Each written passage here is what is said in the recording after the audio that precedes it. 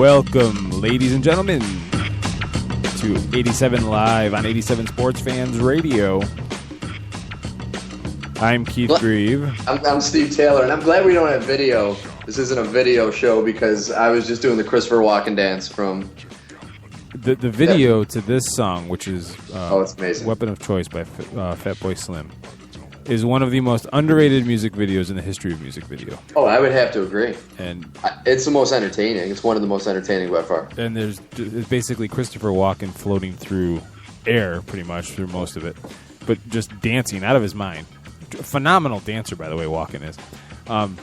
But there's this one part where he's floating through the air and he just kind of goes in reverse and he has this look on his face of hope as he looks towards the camera. Is that when he bounces off the wall? Yeah. Oh my God, that was the best. It makes the whole video. So thanks for joining us, ladies and gentlemen. You're listening to the best sports radio show that nobody listens to, 87 Live, powered by 87sportsfans.com and made possible through CG Imaging. That's cg-imaging.com. Virtually creating reality. We're that unique show that people who don't listen to us don't know what they're missing, and people who do listen to us wish they could miss it. It's kind of a nice little niche we've carved out for ourselves. It is. If it wasn't for Monty and Jim, I don't even know if I'd listen to the show, to tell you the truth. That's real nice. That's a ringing endorsement. The phone number, folks, is 585-633-7487, 585-633-7487. You can also email us at YouGuysSuck, YouGuysSuck, at 87sportsfans.com. And our Twitter handle is at 87sportsfans and facebook.com/87sportsfans. So here we are, another 2-hour show. We've got Monty, the sportologist, will be joining us to talk NBA, and Jim Saranteas, the fantasy Greek, will also be joining us for his weekly NFL segment, which we now, unfortunately, have to talk about subjects other than on-the-field stuff. Which is unbelievable. And you know what? I'm just realizing I forgot my little one-liner intro. You know what? I don't think anyone really missed him. I know, but I had it all set to go. I was going to be more socially stable than Riley Cooper in front of a webcam. Or phone you didn't even get it out, so, I mean, that's... Cellular phone cam. That's the line I had. See, I had it already. It's probably a good thing I forgot about it. Now, just going back to what you said about, is it another 2-hour show, do you remember we used to try to do this in a half hour? And I have no idea how.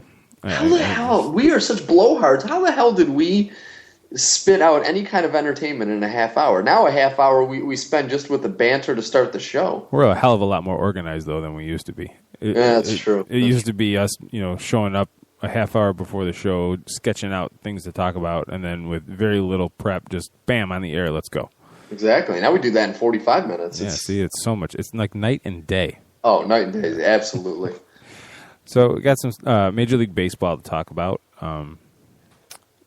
And in the hours since I sent you the rundown, now the reports are surfacing that Major League Baseball is set to ban Alex Rodriguez. What are your thoughts on that? We've talked about the steroid issue, what we believe should happen, but we've also talked about what is negotiable, what is possible with the CBA and everything like that. So in light of now understand that we all have a good understanding of what the framework for these punishments is, what is your reaction? I think it's brilliant because A-Rod is such an a-hole. I see what you did there. You like how I did that? He has no humility. He's such an arrogant son of a bitch. And part of my language. The fact that he had all of this evidence put in front of him and he's still trying to fight it. Which, I mean, if baseball, they're going at him so aggressively, obviously they're not lying about the amount of ammunition they have with them.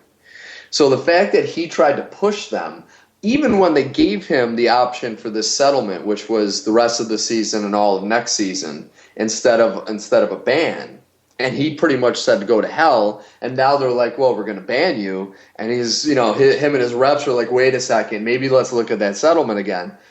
It's funny to me. And to me, the other funny thing is a lot of people, A-Rod was saying at first that the Yankees were in cahoots with Major League Baseball, and they were going to try to figure a way to get Alex's contract voided. Well, I guess if he takes this settlement, the Yankees do have the legal right to void the remainder of his contract. So the way you look at it is either he's going to get a lifetime ban and he's done playing baseball, or he's going to accept this settlement, lose his job with the Yankees and any other income he can make, and when he comes back in another season after this one, he's going to be 40, and no one is going to take him on with all of this baggage, and there's not a team, and I'm pretty confident in this, that is going to take him aboard. So either way, Alex Rodriguez's career in baseball is done, and thank God for that, because I know I'm tired of talking about it, and I bet you're tired of talking about it. Well, but, it's just you look at people like him, and you also look at somebody like Jason Giambi, and Andy Pettitte. Jason Giambi and Andy Pettitte are two of the few players that actually came out and admitted that they did it, repented, asked for the fans' forgiveness, and accepted their whatever punishment they took, and moved on. And now Pettitte is having a decent season with the Yankees. And the other day, Giambi set a major league record as the oldest person to hit a walk-off home run, and gave him some positive publicity towards the end of his career. So you look at A-Rod, who came out and admitted to it, and then if he was just humble, and then if he stayed away from it, I think he would have had a little bit more of a easier time at the end of his career. But he had to be an a-hole. He had to be just an arrogant prick, and then he had to use again. So for me, I'm happy. I want him out of baseball.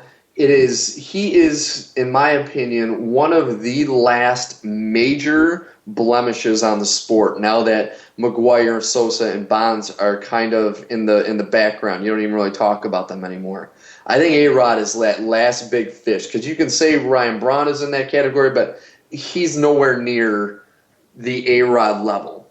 And I think once A-Rod is gone, it's going to help baseball kind of get over this whole steroid thing. So that's kind of my take on it. I think banning is the only way you're ever going to get any progress on trying to dissuade players.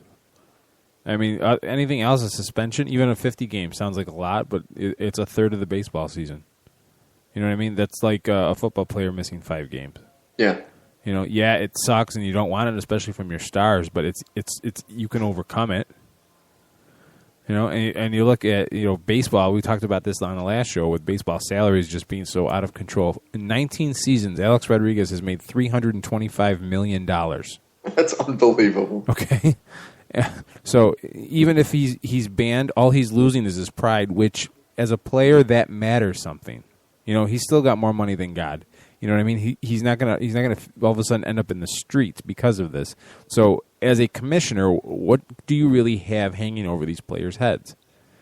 Obviously the threat of losing a season isn't enough, because you have a laundry list of players, and again, not all of them are stars or even that upper echelon level player, but it obviously you have a list of players, not one, not two, a list of players who still sought this cat out and was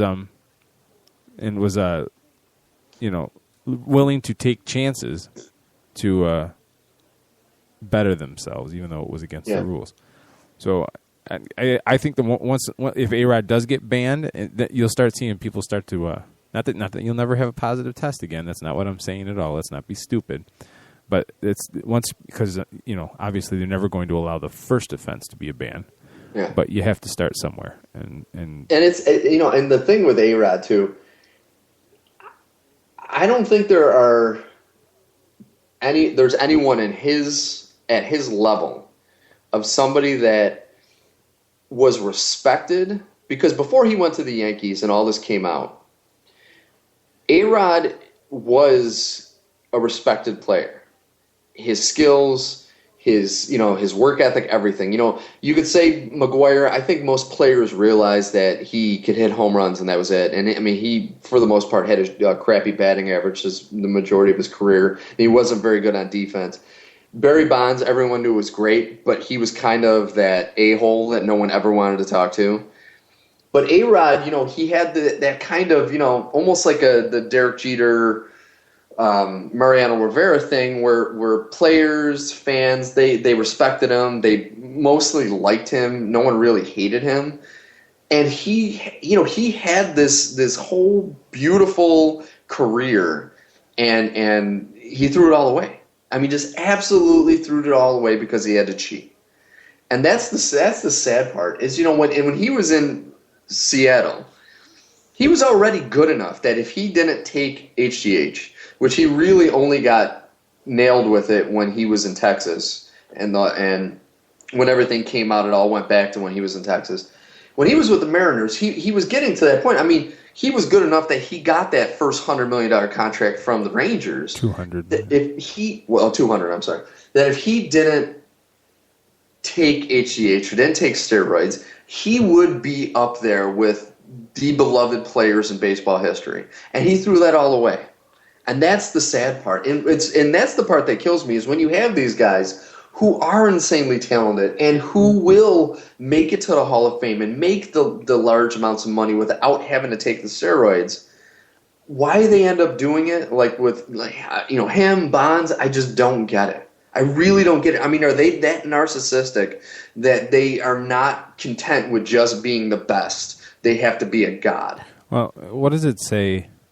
Now, when you look at baseball's home run record books, they're forever changed. There's no going back. Whether you ban Alex Rodriguez, whether you retroactively ban Barry Bonds from ever making it to the Hall of Fame or being around baseball, if you ever did anything like that, you can't put the toothpaste back in the tube. No. The record books are already shattered. And so now you have Alex Rodriguez, who if he never takes another major league swing again, has 647 career home runs, which is gargantuan. Oh, absolutely. Gargantuan. And so you got him and you've got Bonds in that top echelon of home run hitters that you can't even consider their statistics because it's so blatantly obvious that they were taking measures to get around the rules of the game. And don't tell me Bonds never tested positive. I don't want to hear it. The man's neck doubled in size as he got older. It's not natural. No, that was not natural. If anyone sees a picture of him when he was on the Pirates, so a picture of him on the Giants, it looks like a different person. It's not even him. Don't even try to come at me with that argument. Well, then you have to, in my opinion, you have to look at a player like Alfonso Soriano, who is closing in on 500 home runs in his career. Very quietly, and he's a little dude. I don't think he's ever even been in a discussion about steroids because, I mean, if you look at him, if he's taking steroids, they're not working.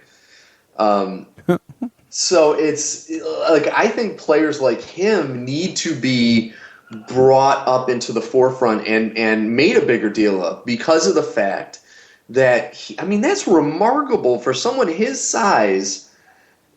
He's obviously not a power hitter, but he's hit 500 home runs. I mean, that's amazing.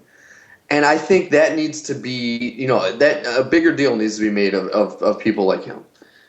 And I hope it does. Hopefully A-Rod's, when A-Rod goes away and Braun goes away, some of these other guys that deserve the credit and deserve the accolades actually will start receiving them. Oh, I don't want to see you disappointed. Braun's not going away.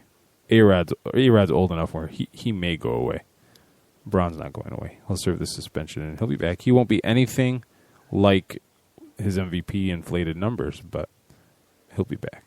Don't worry. But that's the thing, though. Is he going to be back anywhere near? Because he could be like one of those guys, like a Ken Caminiti, who you stop taking steroids, or even a Jason Giambi. You stop taking steroids, and all of a sudden your skills take a major step down. It could be with him. I know the steroids haven't really, his defense is amazing, and steroids, they play a part in that, but not as much maybe as, definitely not as much as the hitting. But who knows how he's going to come back. he could come back a shell of what he was in his MVP season. Oh, I would love that. He may come back to the point where diminished to the point where his career is over. Yeah, it very well could be. And that'll be enough of an indictment, no pun intended. All right. So the trade deadline came and very quickly silently passed, with not much of barely a whimper, but a big name, Jake Peavy, going to the Boston Red Sox. Jake Peavy is one of those guys where, God, if you could get him 10 years ago, he would have been amazing, Yeah. But he's fought through some injuries. The White Sox, it took a while for them to get their money's worth with him. But looking at his stats, he did manage to make 32 starts last year. He only went 11-12, but looking at the level of quality starts and quality start percentage, because I'm one of those sabermetric geeks. Okay, I never would have guessed that. I know. Last year, he's got a career 64% quality start. 64% of all of his starts are quality starts, and all you need to do to fall into that category is pitch at least 6 innings and allow 3 or fewer earned runs. So 64% is great. Now, in 2007, in San Diego, he reached 82% of that. And then 70 the next year, And then he was really struggling through injuries with Chicago to the point where 2011, only 39%. So he bounces back last year, 72%. And this year, out of 13 starts, he's got his record is 8-4. Uh-huh. And he's managed to eclipse the 60% mark again with the quality starts. So now he goes to Boston, a team that is right in the midst of really. I'm not ready to count the Yankees out as far as playoff race yet, even though I did pick them for last place. But I have to throw that out just to kind of in case anybody tries to come at me and be like, "You picked them for last place." I don't talk like that. You know what I mean, though. So when you look at Boston's rotation, going into tonight, they were officially tied. They're one game back in the loss column, so they're percentage points behind the Tampa Bay Rays, who are just on fire. And then you have the Orioles and the Yankees. They're all within about 9 games of each other. No, that's not right. They're about 10 games apart. I'm trying to do this without looking. The Yankees are 8.5 games out of first. Yeah, okay. I'm trying to look. They're within 8.5. I'm trying to do it without looking at any standings. I'm trying to do the math in my head, and we all know where that got we all know that's a problem. That was just silly. Yeah. So now he joins a rotation that, up to this point, was made up of John Lester, Ryan Dempster, Felix Dubron, who's managed to put up a 7-5 record, John Lackey, who, if he ever can figure out how to be like the John Lackey of the Angels, and Clay Buchholz.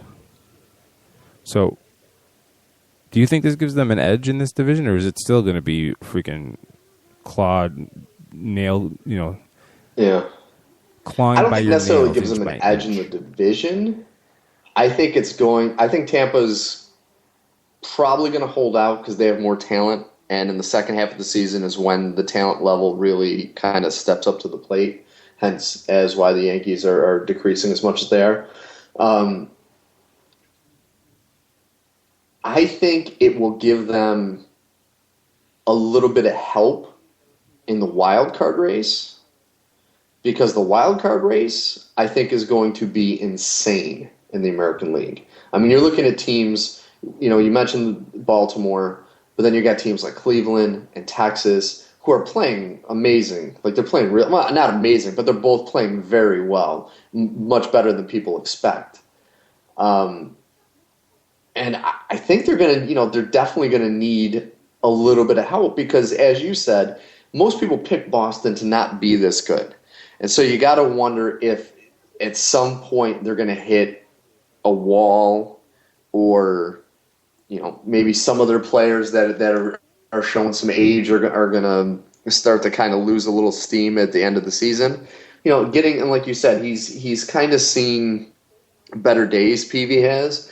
But if he can give them anything, if he can give them, a few solid starts, I think they could make some noise in the wild card race. But I do not think they're good enough to surpass Tampa. I think Tampa is going to start kind of opening a little bit of a 2-3 game lead in that division.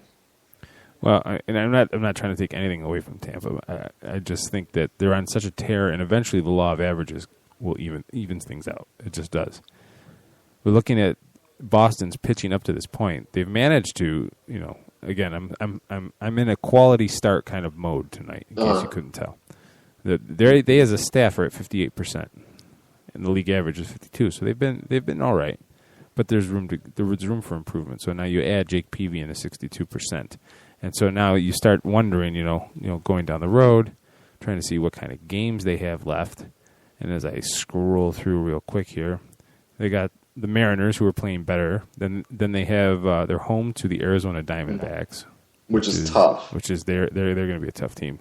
Then they got 3 against Houston, which we all know the Astros aren't threatening anybody anytime soon. Then they travel to Kansas City. We're playing well. For a 4-game set, and then it starts at Toronto for 3 games on August 13th. Home against the Yankees Friday, Saturday, Sunday, August 16th through the 18th. The Giants, who are last place, they're struggling, but there's still talent on that team. Absolutely. Then the Dodgers, which to me are the second hottest team in baseball behind the Pirates. Which the Dodgers are freaking crazy, man. And then who would have thunk this? Yeah. You look at the record, and it's not spectacular. But if you remember how awful they were in the beginning of the season, and the fact that they have the record that they have is, I'm still shocked every time I see it. August is going to be tough for the Red Sox, and so I know it was the deadline they had to make a deal, but it couldn't. It came at just the right time, I think. And not even August. If you look at their September, they're Detroit, at the Yankees, at Tampa, home against the Yankees, home against Baltimore, home against Toronto, and they finish at Baltimore. September is a nightmare. Yeah. Because, like you said, the Yankees, they do have pride, and if they can get all this A-Rod stuff out of the way and maybe get Granderson back, they're going to make some noise. I don't think they're going to make it to the postseason, but they're going to want to do everything in their power to make sure that Boston doesn't make it to the postseason. So realistically, all 7 of those games in September, I would be amazed if Boston takes half of them. And that's against the Yankees. And like I said, they would still have to play 6 against Baltimore and 3 against Tampa, and both of those teams.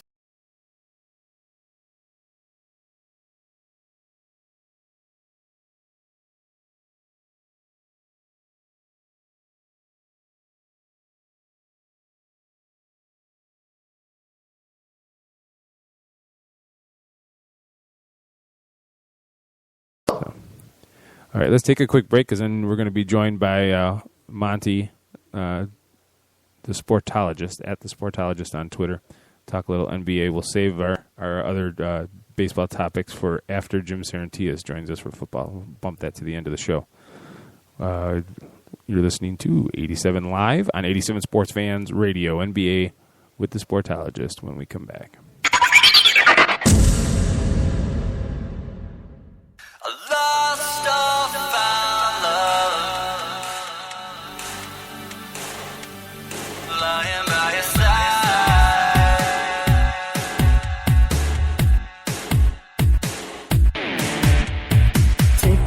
Second to keep breathing in the moment before it's gone.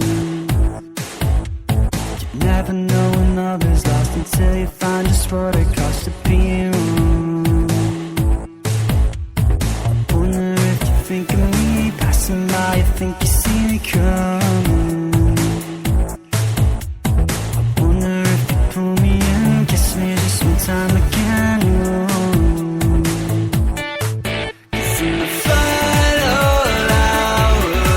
Do you remember? Lost or found or lying by your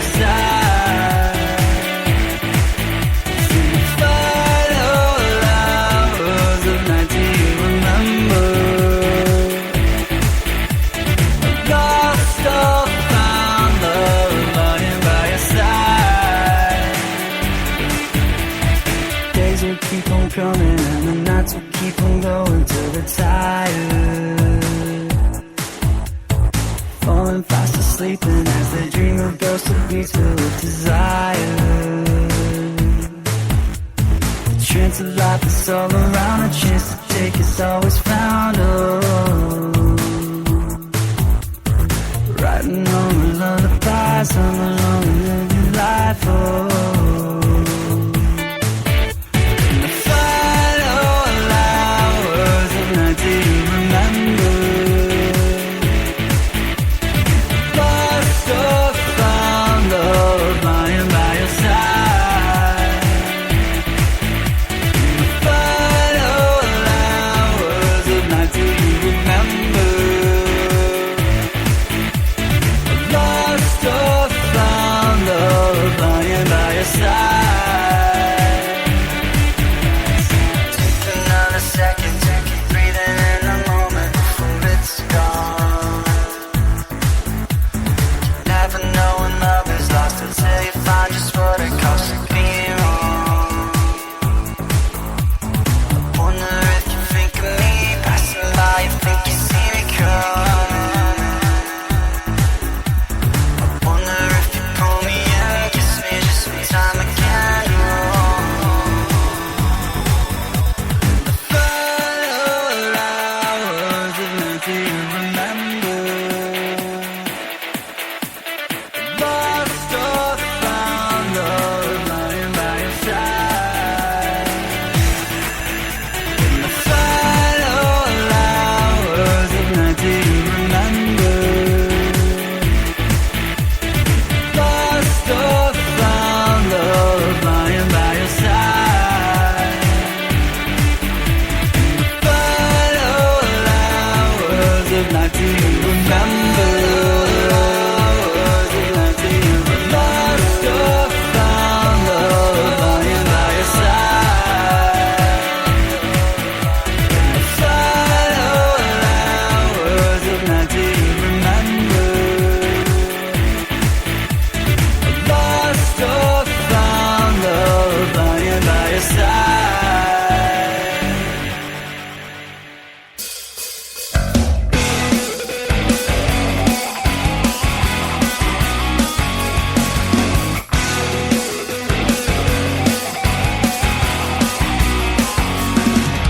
Clearly something foul has got a hold of me, pin me to the ground and sank its teeth in me, injecting and infecting every vein with hateful venom, and it slowly took control of my thoughts and ambitions, my love for musicians, and you think you're the antidote. You've got it all wrong, 'cause it's got this hold on me. And girl, you took a toll on me. Surely Dr. Jekyll wasn't always mad. Once upon a time he was a nice young man.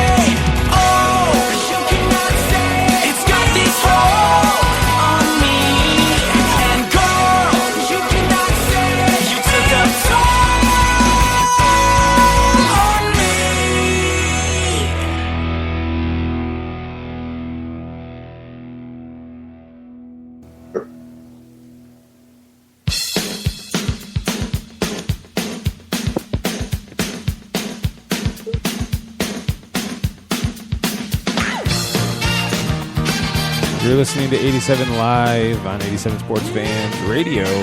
Yeah. I want to talk to you about CG imaging. Some of you may hear us talk about CG imaging. You're wondering, what the heck are these guys talking about? Well, what they do is they bring your ideas to reality, and they do that through 3D realistic animation. Say you got an idea you're trying to pitch to your boss, and your drawings and your words just aren't doing the trick. Go to CG imaging. Maybe you're trying to sell a product to a client, and you're trying to show them what your device, your product, whatever you're selling will look like in their space. CG imaging can put that together and make it look like whatever you're selling is in that space. Maybe you're starting a business and you need a logo design. They designed our logo, and they also designed the header for our website. So go to their website, cg-imaging.com, CG Imaging, virtually creating reality. And we had a little bit of a technical glitch. Steven, are you back? Oh, I'm here. Oh, thank gosh. And I liked halfway through that advertisement, you pulled a little William Shatner. You had a nice dramatic pause. What we call the pregnant pause in the business. The pregnant Yeah, pause. go ahead, look it up. That's what it's called. Anyway, and now we are also joined by Monty, the Sportologist. Follow him on Twitter, @the Sportologist. Nice to hear from you a lot earlier this week. Hey, I'm walking on sunshine, fellas. See, Jim gets Steppenwolf, and you get Katrina and the Waves. I hope that's acceptable. It is definitely acceptable. I mean, like I said, I can do nothing but appreciate this so that I can actually make my bedtime. So I appreciate it, definitely. Well, I felt bad last week. You were on hold for like 20 minutes listening to us go on and on with Jim, so I wanted to at least try to make it up to you. Well, no, the biggest thing about that is that listening to 20 minutes of talk that I was like, ooh, I want to jump in and say something, but so that was the most excruciating part. I was like, oh, they're talking about my Browns, they're doing this and doing that. I was like, oh man, I want to jump in, but I was like, no, I'll keep calm. I'll keep calm and just sit here. Felt like I was in the corner with my hands raised in timeout, basically. Especially since we were talking about Brandon Whedon, and I know you got a lot of thoughts about that. Oh, you already know. We got mad history when it comes to Brandon Whedon. I still hate you guys for saying that the Browns would pick them. I think that you guys kind of jinxed me for that, and my whole entire franchise. So, when he does think, if he does think, I will definitely blame you guys for it. Whatever. When it comes to the Browns, though, I think you have a lot more to worry about than just what we have to say. I'm just kidding. I'm a Bears fan. What do I have to say? Yeah, exactly. So how you doing, Monty? How you been? I'm good. Just closed out a long month in sales. I don't know if you guys know nothing about that, but the last day of the month is always the most grinded out, try to get everything that you can day. But it turned out pretty well, so I can do nothing but be grateful and blessed for that. And speaking of sales, obviously somebody sold Brandon Jennings to the Pistons. We talked about him at the end of the show last week, and I'm not a big fan of him, especially because he's a point guard. But what are your thoughts? I mean, the Pistons have kind of made some interesting moves this offseason. What's your take on, Jennings to the Pistons and where the Pistons are going? Well, I mean, from the surface, you can do nothing as a Pistons fan but be happy by the moves that they're making. But if you look at this a little bit deeper, I'm kind of worried about the Pistons. We've seen them have their time when they shocked the world with the Wallaces and the Billups and everybody else that was there. They had a nice little run with that. After that, they went through a dark period. But we definitely see that Dumars and them is trying to make some moves to bring them to relevance. By the signing of Josh Smith, but then also with them doing the sign and trade for Jennings. The trade went down with them trading, of course, Brandon Knight, and then a couple of other nobodies just to make the deal work. The biggest thing is then once they got him, they signed him for 3 years, $24 million.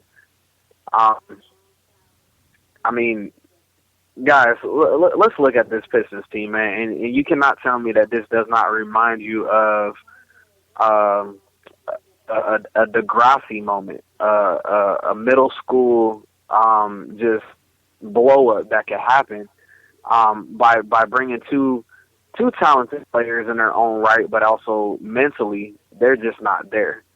As you said before, you weren't a fan of Brandon Whedon. Neither was I. I'm sorry. Jennings. Whedon. There we go about Brandon Whedon again.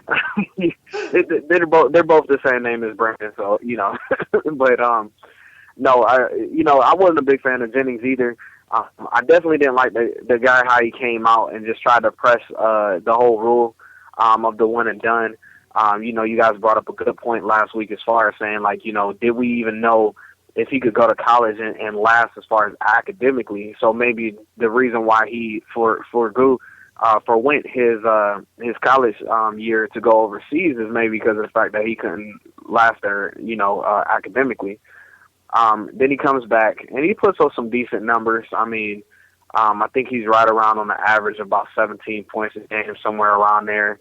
And averaging right over about 6.7 assists a game. You definitely want more assists out of your point guard. You want as much as you can. But the thing about when he's on the floor, we're not really seeing that leadership role from him. We're seeing what you would want out of a franchise point guard. When it comes to running the team on the floor, we've seen him get frustrated. We've seen him jack up shots. His shot selection is just atrocious. When it comes to him trying to shoot his way to get 20 points in the game, and going to a Pistons team where you have a Josh Smith who feels he's the second coming of a Dirk Nowitzki type, the guy just thinks he can shoot. I kind of question that a little bit. We know Josh Smith has some talent. We know that when he puts his mind to it and gets to the cup, he's one of the best finishers around the rim. Has a tremendous athleticism, can jump off the gym. But once again, when you question the guy's mental, how much talent can get you, far when you're in the NBA against a whole bunch of people that has talent as well. And it comes down to the mentality that separates your elite, your superstars to just your regular stars or even good role players. And and the thing is the Pistons also in the offseason have brought Chauncey Billups back, and one of the things they said is they wanted him to use his veteran leadership to help the younger players. But do you think he's going to have any impact on the mentality of Brandon Jennings or Josh Smith, or is he just going to kind of grind his gears and they're going to kind of blow him off? Well, I think that Billups is definitely sitting back thinking what he can bring to the table. I mean, Billups has always been a good player in his own right as well. Had the nickname Big Shot Billups for back in the day when he used to knock down threes and everything like that, and has always been a tremendous floor general. I really think that if he can nail down Brandon Jennings and just say, hey, look, guy, we know you got some talent, man, but it's all about winning. I have championship rings. I can show you this. If Brandon Jennings can sit back and have the maturity to say, okay, I will listen to somebody who's been there and and I'm trying to get to where he is in life, then yeah, it can definitely translate well. But if not, and in sports nowadays, when you're looking at these young Thundercats out here trying to do their thing off of talent and not really looking at the mental status of everything and playing in the team mentality, they buck back against leadership, and that's kind of the thing of the way of the world right now. Everybody's bucking back against authority. They're bucking back against, any kind of a stability or any kind of a franchise that has, a reputation of making things good for players around them by building around a system. These guys are bucking back against that, and we've seen that controversial players aren't doing so well, and it breaks down to who is around them, who's in the circle, who's in his ear telling them these things, and they're doing their own things to get messed up in life, and not only stuff on the court but off the court as well. So it can really go either way when it comes to this team. But when you look at the Pistons, man, who's on their bench? Nobody. Exactly, and with what they got, I mean, with being in a top-heavy Eastern Conference, yeah, I could see them, battling between the 6 to 8 seed, but I also see them maybe getting that and then getting swept really fast. I mean, like I said, it's top-heavy, and at the top, you got the Miami Heat, you got the New Jersey Nets that's resurging. You still got the Knicks there that you can troll around and throw jokes at. But as far as having, you can't get far in this league without having a good bench. And, even with the Heat, when they played, they had good role players come off the bench for them and shoot threes for them and things like that and play some meaningful minutes for them. And you can't get far without having a bench. And I don't think that the Pistons have enough talent to carry a team deep into the playoffs whatsoever. When it comes down to this Pistons team, it's going to be just what kind of impact can Josh Smith really have, and also the evolution, the growth of Greg Monroe has to take that next step in the post. But they don't have a whole lot down under. No. You know what I mean? Right. If anything, they're a perimeter team. And you can only go so far unless you've got somebody that's got that body. Greg Monroe's listed as 6'11", 253. Jason Maxiell, the power forward, 6'7", 260. That's a small front line. Mm. And, are you building for the future? Maybe this is the next step. Maybe you're happy with an 8 seed and a playoff appearance and a quick ticket home. But I mean, the thing in the NBA is you look at it, it's like you're going to get results either if you're really, really good so you can win the championship, or either if you're really, really bad. And that's just how the NBA has always been set up. You get nothing and you get stuck if you're right in the middle. And right now I see this Pistons team being right in the middle or even lower than that. And I don't feel that they did what they had to do as far as trying to get some players there. I mean, they've definitely created more excitement than they have in a long time. Mm. But at the same time, like you said, are they just shooting for the 8 seed? Is that good enough in the NBA? No, it's not, because as you can see, 8 seed doesn't really get you a good position when it comes to the draft. And even though this is going to be a strong one here, so it'll definitely be, interesting to see what they make as far as their moves in the draft or whatnot. But you don't really get good in the NBA. Those middle teams don't really get good unless they have some kind of a bigger impact when it comes to the free agency. And I really don't see that many people getting excited to go and play for the Pistons and be around Brandon Jennings and Josh Smith. I mean, I just don't see that excitement there for any kind of free agent. And like you said, the Eastern Conference is going to be loaded this year. I mean, the Indiana Pacers are not even in a lot of people's mind in the top 4, and they pushed Miami to the brink and almost made it to the NBA Finals. And they're going to be in like number 5 seed. You also have the Bulls. You got Derrick Rose coming back. So, even without Derrick Rose, they were a playoff team that pushed against the Miami Heat at first. But then, of course, fizzled out because they didn't have the offense to compete with them. So, you definitely have some good, a good 4 or 5, or 6 teams in the Eastern Conference that are definitely making some moves. And let's not forget, about my Cavaliers that have definitely made some, some good moves in the offseason as well. Bynum can go either way. So, that's definitely going to be interesting. But if he does come up and show up and play some meaningful minutes for them, they definitely could be a danger there, with having a big man down low and then also having one of the best point guards in the league right now in Kyrie Irving. Deion Waiters is coming along as well. So, the East is definitely shaping up to be, a pretty good conference, especially, between the 1 to, I want to say, 6 seeds right there. So what do you think about the Bucks, the other end of this equation, getting Brandon Knight? Do they upgrade there? Because I don't know how I feel about him. Well, Brandon Knight has definitely been a guy that has shown promise. His stats, of course, is not there. But then also look for the team he was playing with. Right. The Bucks did what any small market team could do. I mean, you had your star that was sitting there coming out to the media, telling everybody that he was unhappy, playing around as far as saying he didn't want to sign a contract extension with them. I mean, doing everything to say, hey, look, you need to get the value for me while you can. So, I can't really blame the Bucks for trying to get whatever they could for him. Well, they get us. And, I'm sorry, go ahead. Go ahead. No, you good.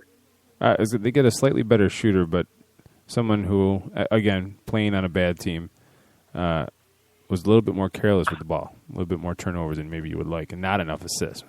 Maybe the turnovers are kind of even, but not enough assists out of the point guard position. Right.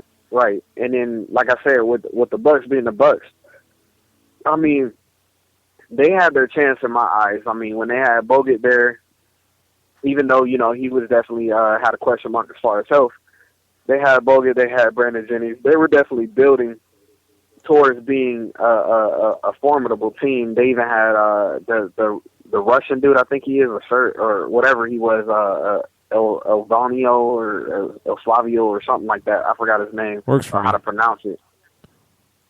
But they had some decent people there that I thought that the Bucks was definitely going to make a push. I mean, remember, they were in the playoffs a couple of different times, 7, 8 seed.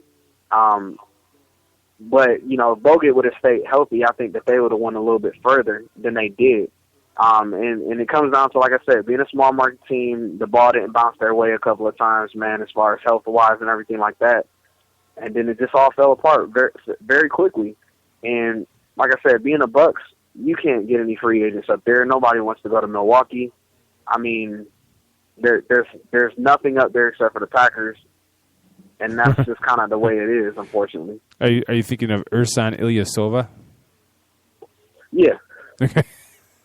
Yeah, I liked him as a player at first when he first came out. He was definitely giving them some meaningful stats. Actually, the only reason why I really, remembered him is because as far as in fantasy basketball, he gave me some nice, some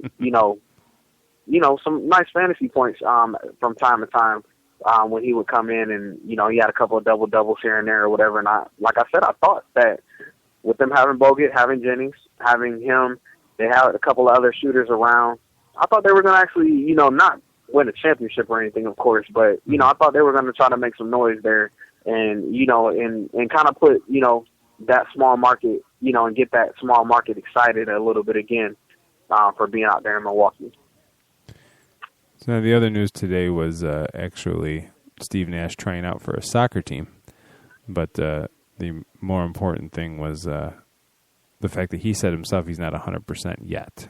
So as a Laker fan, I know what my opinion is, but on this team, how crucial is having Steve Nash 100% to the Lakers even having any hope at all for the season?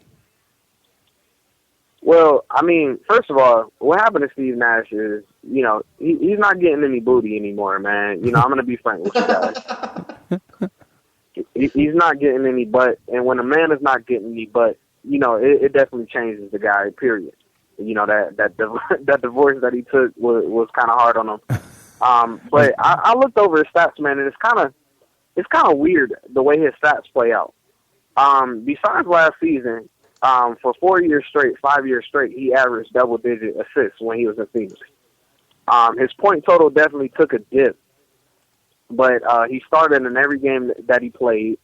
And then that definitely went down as well. Last season, I think, looking at everything, he only played like 50-something games. And then before that, the year before that, he only played 60. But then after that, he was playing 70, 80 games.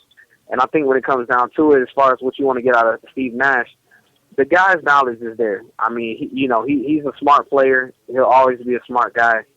But his minutes and managing him as far as, because he's so fragile. I mean, the guy is definitely a porcelain doll out there.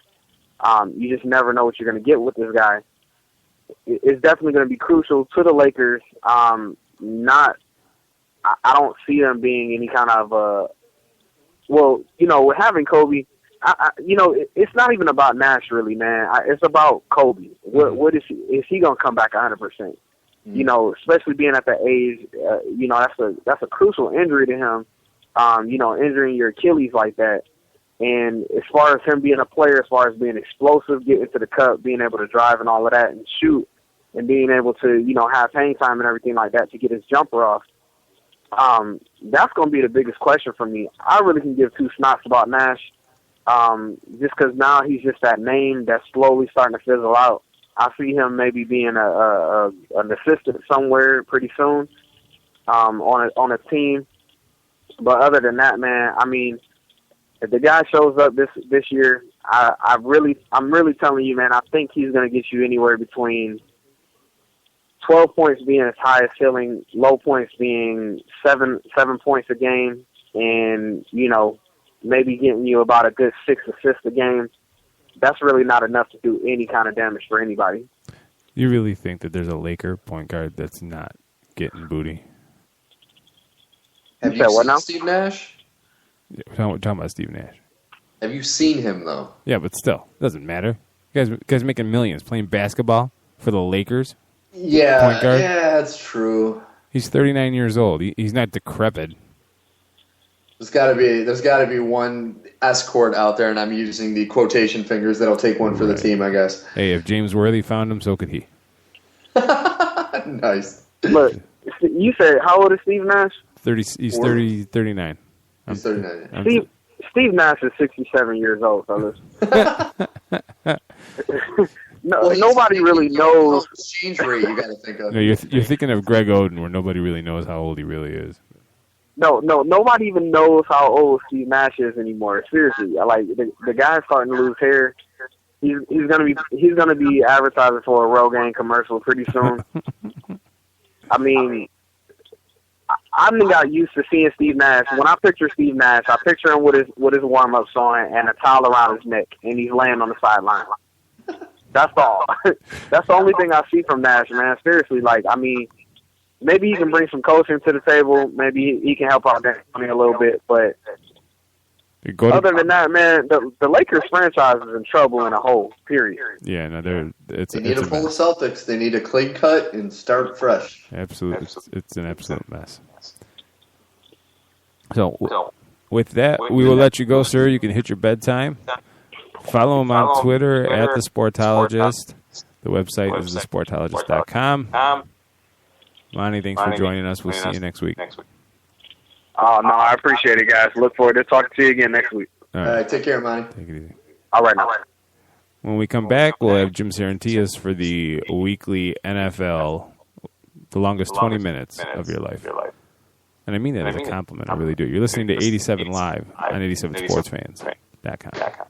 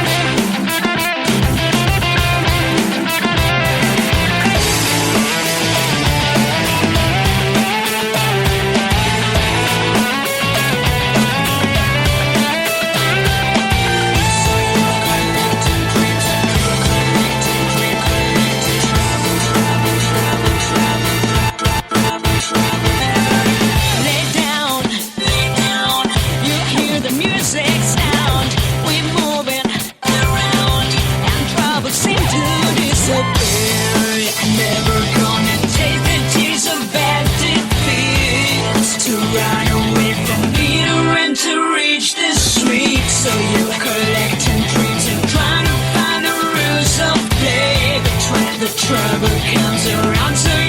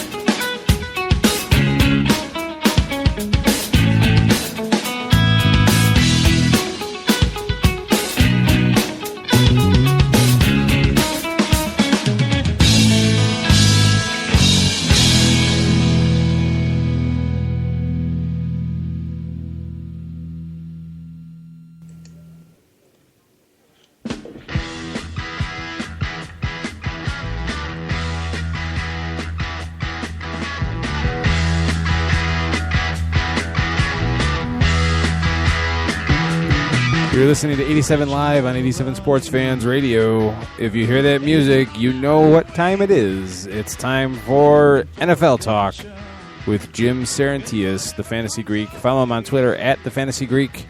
The website, thefantasygreek.com. The phone number, if you want to join the conversation, folks, is area code 585-633-7487. That's 585-633-7487. Email us at youguysuck@87sportsfans.com. Follow us on Twitter at 87sportsfans or facebook.com/87sportsfans. Mr. Saranteas, how are you today?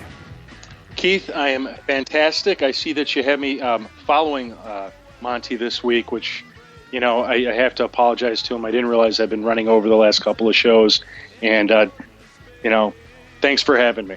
Well, as he said in his segment, the hardest part was sitting back, silently having to listen while we dissected his beloved Cleveland Browns. That's awful. I'll have to say. Well, anyway, tonight, no BS. We're going to get through this, and we're going to have some fun talking about some news about some injuries and the AFC South.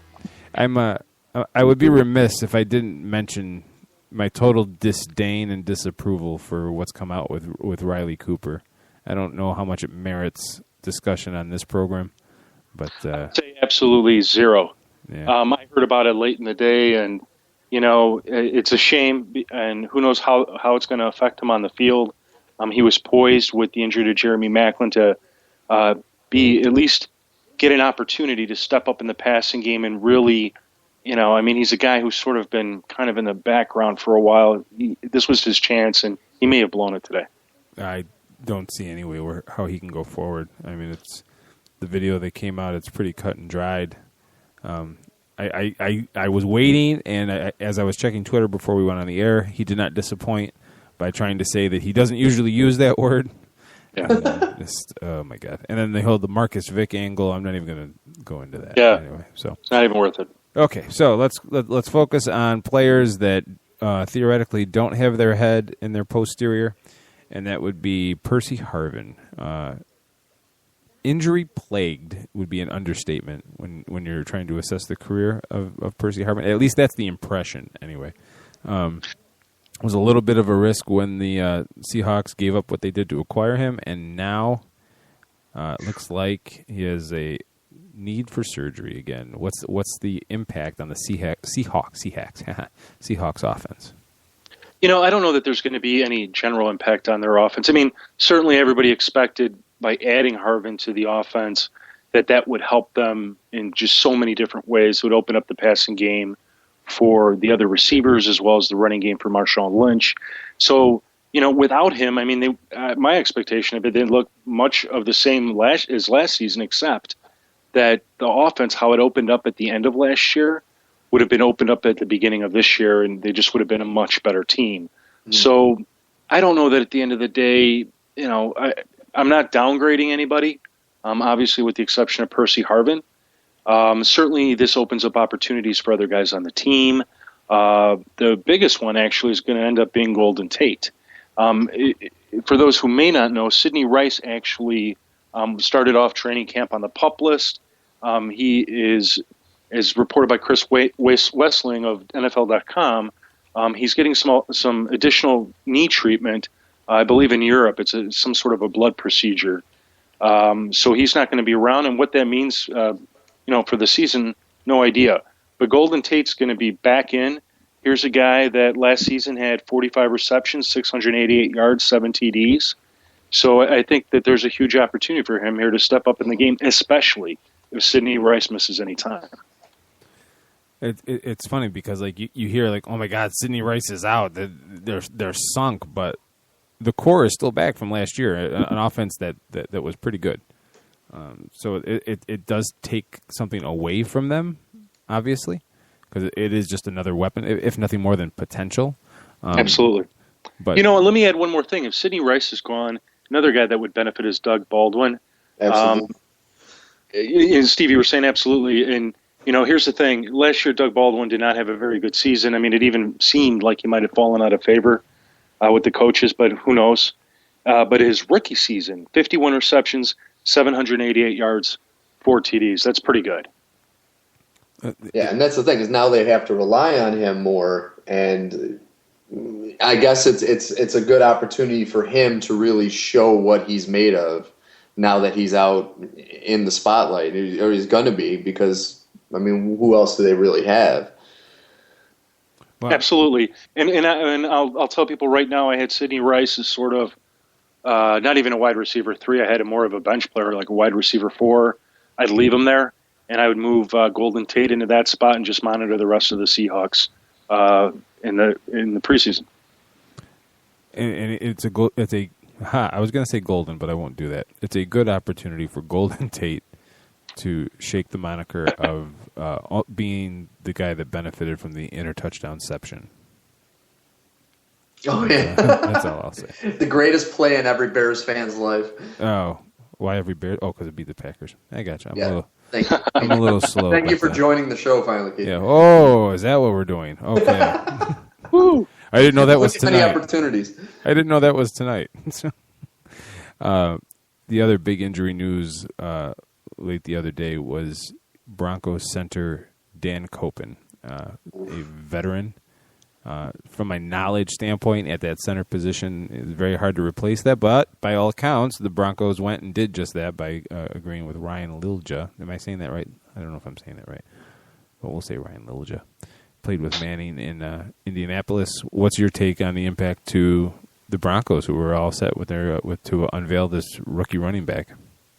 The Broncos, they've just been.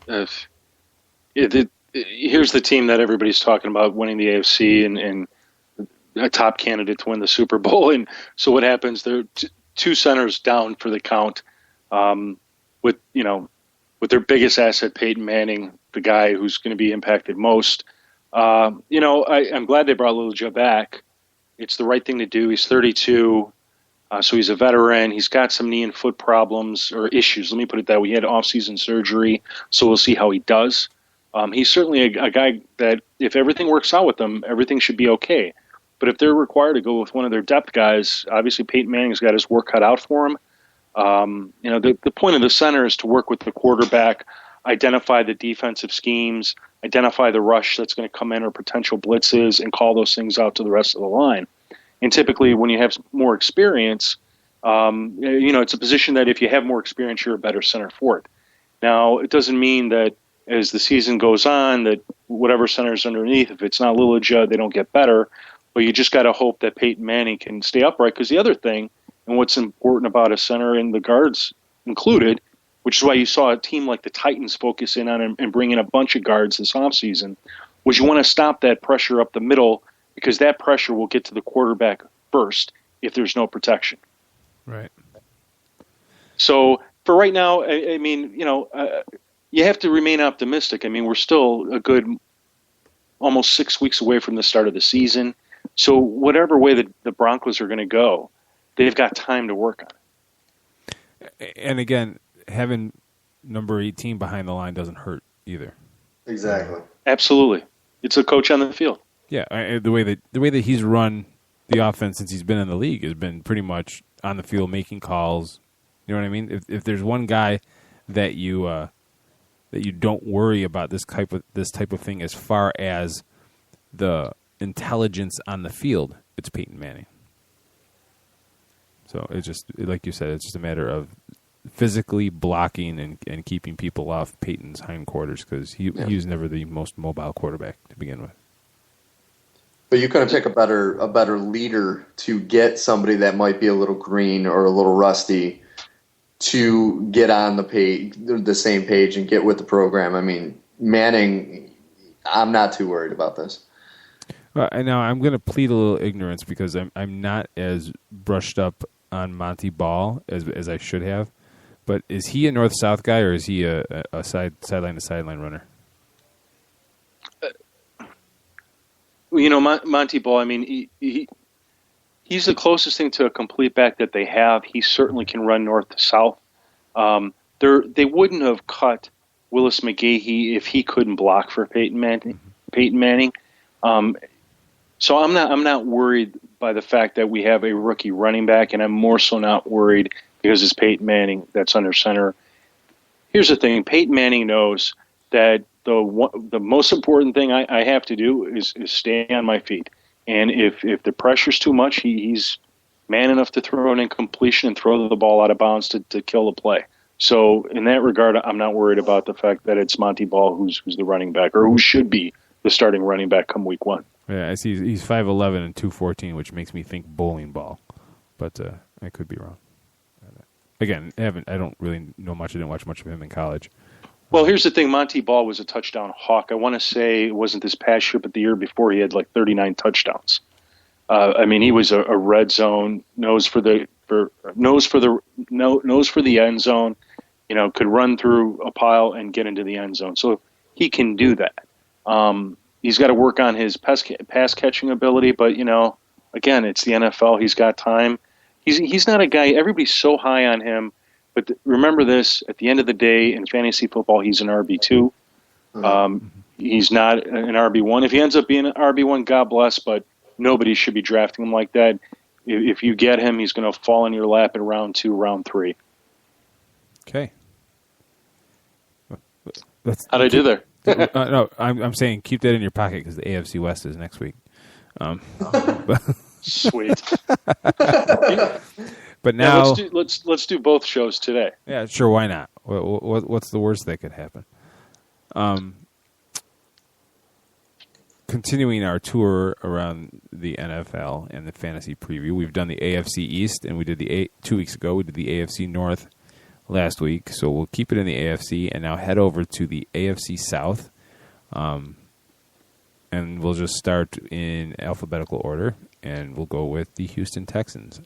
Studs and duds on the Houston Texans from a fantasy perspective. Well, obviously, it all starts with the main man, Arian Foster. It's either him or Adrian Peterson is the number 1 draft pick. I'm not even going to argue with anybody as to which one it should be. But I could tell you this, Arian Foster, in my opinion, has the highest ceiling and highest floor between the two. Adrian's probably a little bit more conservative. I don't buy it for a second that he'll do a repeat of last season. That's just a monstrous number to get 2 seasons in a row. Arian Foster has been consistent over the past 3 seasons. He's had 10, 15, 16 touchdowns respectively, and anywhere from 1,600 to 2,200 yards, all-purpose yards. So, what you see is what you get with him. The second guy I'd identify as obviously a guy to have is Andre Johnson. I know there's been these preseason reports that he's lost, quote, half a step. That was all based on film from last year, I'll point out first. Secondly, that report appeared to be coming from his opponents. And thirdly, that didn't stop him from getting 112 receptions, over 1,500 yards receiving, and 4 TDs. So I consider Andre Johnson a top 5 wide receiver in this year's draft. Because even losing half a step for him, he's still far and away better than 99% of the wide receivers in the league. Oh, absolutely. And here's another reason why he's a top 5 guy. 5 times in his career, he's had 1,100-plus yards, 3 times 1,500-plus yards. Nobody... obviously, there's a couple other wide receivers, but outside of those few others, nobody else besides Andre Johnson reeks of a wide receiver 1 in fantasy football, and a top 1 at that. Mm. Yeah, so can DeAndre Hopkins be good enough to take some of the heat off of Andre Johnson? Absolutely. Hopkins, he's one of my sleepers. If you come to my site, you'll see the different articles I've done on sleepers, super sleepers, as well as some of these injuries that we're talking about today. He's a guy that can do it. He's been doing just fine in camp so far. He's 6'1". 2012 stats in college were 82 receptions, 1,405 yards receiving, 18 TDs. This is a guy that should be just fine. He could be the next wide receiver to get 800, 900 yards, which I don't think has been done by a wide receiver for the Texans since I want to say Kevin Walter, and I want to say that was maybe 3-4 years ago. Mm. Oh, so, Kevin Walter, the halcyon days of Kevin Walter. Yeah, it's funny. When you think about it, it's guys like him, Nate Washington, that you kind of look around and go, they were never the real studs in football, but in fantasy football, they were like a guy that if you had him in your back pocket, and you were in a pinch, you can put him in and get something out of him to help you win a fantasy football game. Absolutely. This year, I think it's DeAndre Hopkins. I love him. I think even though he should probably be drafted as a low WR4 or high WR5, I think people are going to be drafting him higher than that. There's going to be such a run on wide receivers at some point in your draft that, you're just going to be staring at his name going, I'm taking this guy and I'm going to play him in the bye weeks or, if there's an injury and feel just fine. We've talked about it before, how much the game of football is changing. Or has changed. Maybe it's not is changing, but has changed, and that it's affecting fantasy football from a standpoint where, you still want your running backs, but you can't go without a quality wide receiver. It used to be the day where the wide receivers were almost like a dime a dozen. At least that's how I remember it being when I started playing fantasy about 12 years ago, 14 years ago. Now, if you don't have somebody that's catching decent balls, it's very hard to win week after week. That's absolutely true. And the saving grace this year is, and depending, again, how your leagues are set up, once you get past, let's say, the top 28 wide receivers, somewhere around there, there's a lot more of them. They're more equal than they are disequal. And what I mean by that is you'll find a lot of guys that should be in the 800 to 1,000 yards receiving and 4 to 6 TD range. So, if you make a mistake or something doesn't feel right during your draft, you'll probably get a chance to make that up off waivers. And even the guy that you draft, other guys will have the same problem. So, your goal is to get the top guys that are highly involved in their offenses and have a great potential to score, and to do that in the early rounds in your drafts. And looking at the Texans' defense and special teams, where do you have them? I got them top 5. They were top 5 in sacks last season, allowed under 20 points per game. There's nothing about any changes to their roster or anything like that really concerns me. I mean, I don't know how you can't look at them and say they're a top 3 unit. And they get Brian Cushing back for an entire season because they were without him for a chunk of it. Oh, they do? You're absolutely right. I mean, they've got a solid. I mean, they have one of the best defensive lines in football. You've got to give it to them. And if they have any problems at the linebacker position or in their secondary, that defensive line is going to be all up in the face of quarterbacks, and that just helps tremendously. Absolutely. And I mean, if you look at their acquisition of Ed Reed, regardless if he's lost the step or not, he still has that leadership ability that's just going to help the secondary even more. Absolutely. And what's going to be hilarious about him is for probably the beginning of the season and possibly several weeks into the season, we're going to hear all these reports about how the Ed Reed watch. When's he coming into play? When isn't he going to come into play? They're going to be playing just fine, and then out of nowhere, in a big game, and with a big game coming up, Ed's going to come back. Mm-hmm. So, I mean, that's my anticipation. Now, I do want to point out, and I hardly ever talk about kickers because my philosophy in fantasy football is you get yourself a good one. You don't spend a high pick on it. And a good one is basically somebody on a good team with a decent enough offense to give them, it'll stall once in a while, and they'll say, go in there and kick the ball. Randy Bullock is the kicker for the Texans. And if you're not familiar with him, you should be familiar with him this year. They drafted him last season, but because of a groin injury, he missed the entire season. Back in college, he was 29 for 33 in field goals, and I believe 3 out of those 4 missed field goals were because they were blocked. And then, he was obviously perfect in extra points. And he's a guy with a big leg that could kick a 50-yarder. Typically, Texan kickers end up being top 10 fantasy kickers. So when everybody else is sitting there, getting Gostkowski or, I don't know, Gold. Name a guy. Robbie Gold. Who? Robbie Gold, whomever. Randy Bullock's out there. Go get yourself Randy Bullock. And just forget about it. I think he has a potential to be one of these top guys. Certainly he'll get the opportunities. I anticipate he'll have over 35 field goal attempts and over 40 plus extra point attempts. So, he'll be primed to be a top 10 guy. Well, that is in-depth preparation. So Absolutely. Thank you very much. Throw that out there. You're talking about fantasy kickers. Here we go.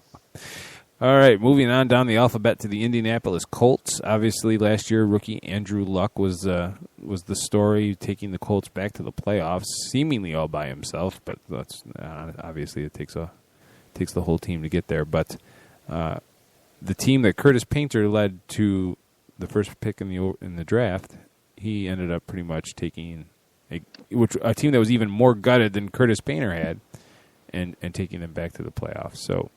What studs and duds on the Colts? Well, let me start off by telling you this, since you mentioned Andrew Luck, not by name, but by accomplishment. Did you know that he's the only quarterback taken with the number 1 overall pick to take his team to the playoffs in his rookie season? Really? I did not realize that.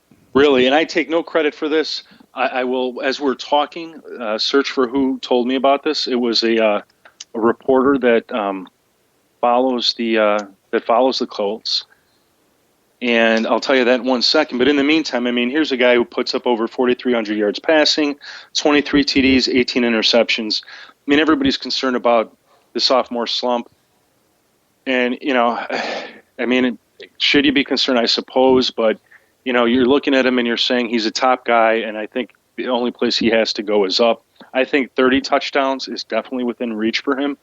And I wouldn't hesitate to take him as a low-end QB1. His numbers put him right there.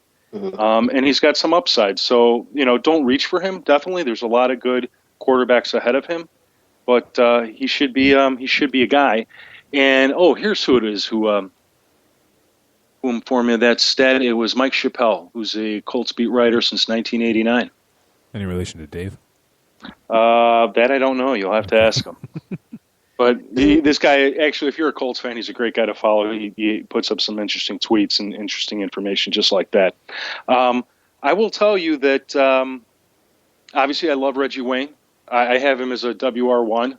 You might get lucky enough to have him as your second wide receiver just because, you know, I think people start looking at Reggie Wayne as he's just getting up there in age and, you know.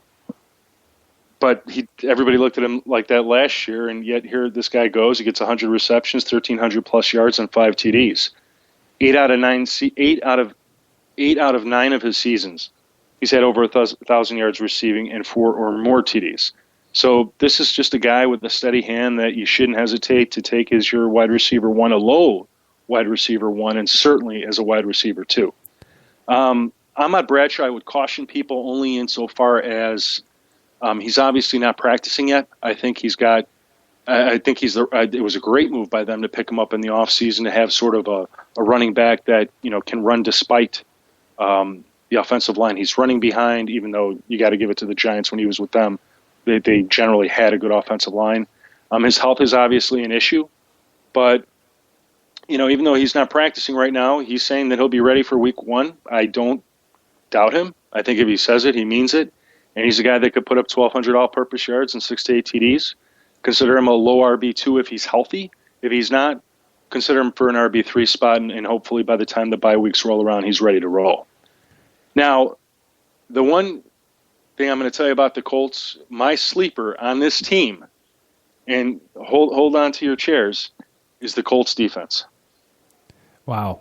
Because I was just looking at their depth chart, and they seem really thin up front, aside from Corey Redding, who's been, you know, the veteran presence. You're kidding me. I'm telling you.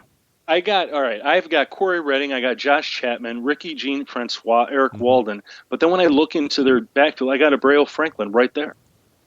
Okay.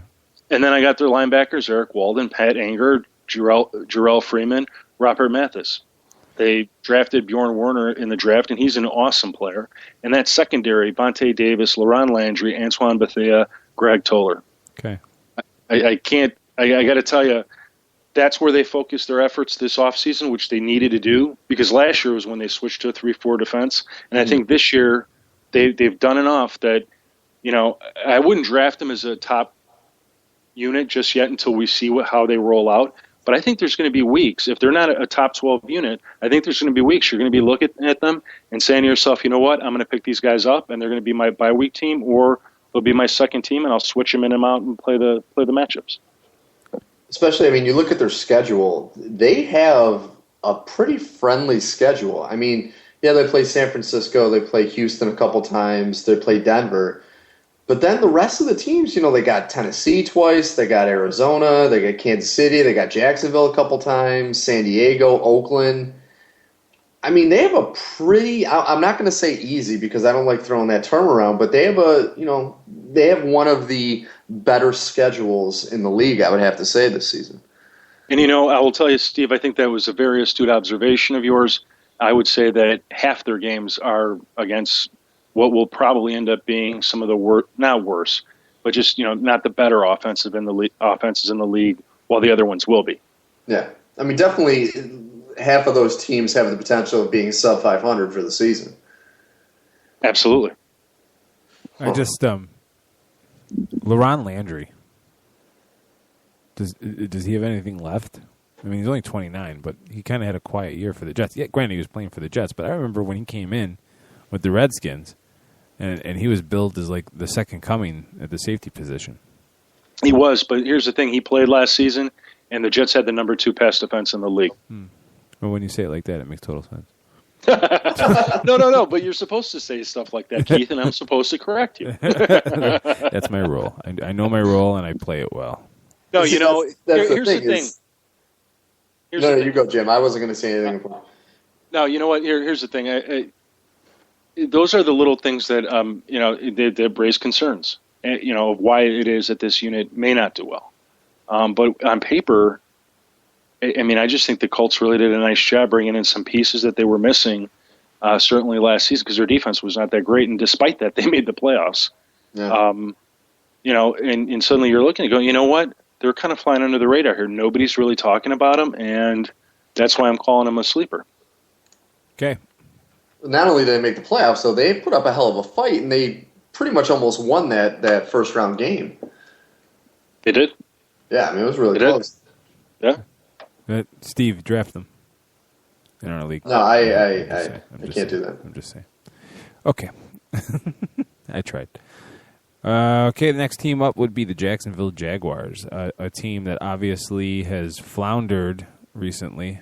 In recent years, new ownership last year seemed to be, at least for the moment, committed to Blaine Gabbert until somebody better comes along. Who are the studs and duds in Jacksonville? Okay. Obviously, Cecil Shorts, he's like sort of the no-nonsense guy, a guy who came out of nowhere last season to be almost a 1,000-yard receiver, 7 touchdowns, and that's despite having missed 2 games. He did all that regardless of whether it was Chad Henne or Blaine Gabbert under center, and it tells me that this guy should be just fine this year. He's certainly sort of a low-end WR2 for certain high-end. If you get him as your third wide receiver, that's great. And I love him there, and I think that's sort of a no-brainer. Maurice Jones-Drew is a guy that I like. I think he is a low-end RB1. A lot of people don't like him this year because of his injury issues that have sort of plagued him the last few seasons. All indications are from one of the local beat reporters for the Jaguars that he is back. He's 100%. He's healthy. He's running fine. He's fine. There's just no reason to disagree with that. And here's a team that is going to need him this season. So while they're probably going to try and lighten the load on him a little bit, he's still a guy that he should be. He's a guy that could put up 1,600 to 1,900 yards, 10 plus TDs. Even if he doesn't put up that much, he should still be sort of a low RB1. Mm-hmm. I'm having a hard time not seeing that. So, if you don't have the courage to take him at the end of round 1, certainly in round 2, and especially if you've already got your first running back, why wouldn't you take Maurice Jones-Drew? If you're in a spot and there really is nobody clear-cut better, you really have to. But, here's the thing. You're only talking about maybe 10 guys that are clear-cut better. Mm-hmm.